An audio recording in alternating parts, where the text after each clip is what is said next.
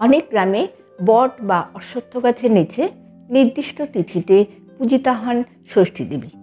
মূলত গৃহস্থ নারীরা তেল, হলুদ, বটের ডাল, দই প্রভৃতি উপকরণের মাধ্যমে পুরোহিতকে দিয়ে পূজা করিয়ে পুষ্পাঞ্জলি দেন এবং ব্রতকথা শুনে বাড়ি ফিরে যান, গিয়ে ফলাহার করেন। এই বৃক্ষতলই ষষ্ঠীর আটন।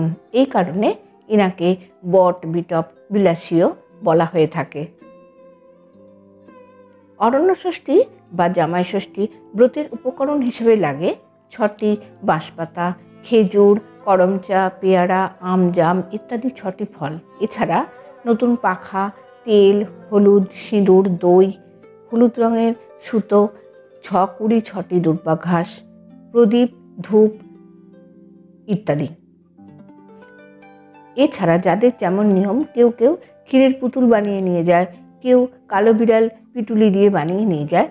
রঘুনন্দনের তিথিতত্ত্ব থেকে জানা যায়, জ্যৈষ্ঠ মাসের শুক্লা তিথিতে মহিলারা অরণ্যে গিয়ে পাখা হাতে বিন্ধ্যবাসিনীর স্কন্দষষ্ঠীর পূজা করত। এ পুজো গ্রামে বা বাড়ির ভিতর হতো না, বনভূমি বা অরণ্যের মধ্যেই নিষ্পন্ন হতো। এই কারণেই এর নাম অরণ্য ষষ্ঠী। একসময় শ্বশুরবাড়িতে অধিকাংশ বউয়েরই কপালে জুটত লাঞ্ছনা গঞ্জনা।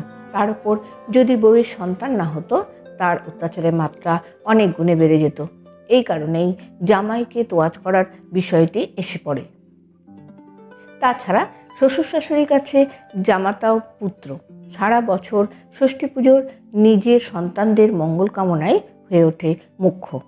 বেচারা জামাই থাকে বাইরে, তাই শুধু জামাই ষষ্ঠীতেই জামাইদের এই বিশেষ খাতির।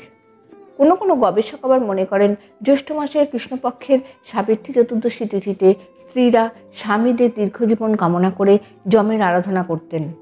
এই লোকাচারের সূত্র ধরেই কলকাতার বাবুর সংস্কৃতিতে নাকি জামাই ষষ্ঠীর অনুপ্রবেশ।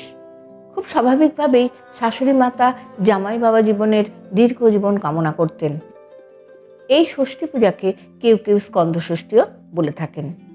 ষষ্ঠী দেবীর ধ্যান: নম গৌরভাং দ্বিভুজাং ষষ্ঠীং নানালঙ্কার ভূষিতাম সর্বলক্ষণ সম্পন্নাং বিনন্নত পয়োধরাম দিব্য বস্ত্র পরিধানাং বাম ক্রোড়ে সুপুত্রিকাম প্রসন্ন বদনাং ধ্যায়ের জগদ্ধাত্রীং সুখ প্রদাম।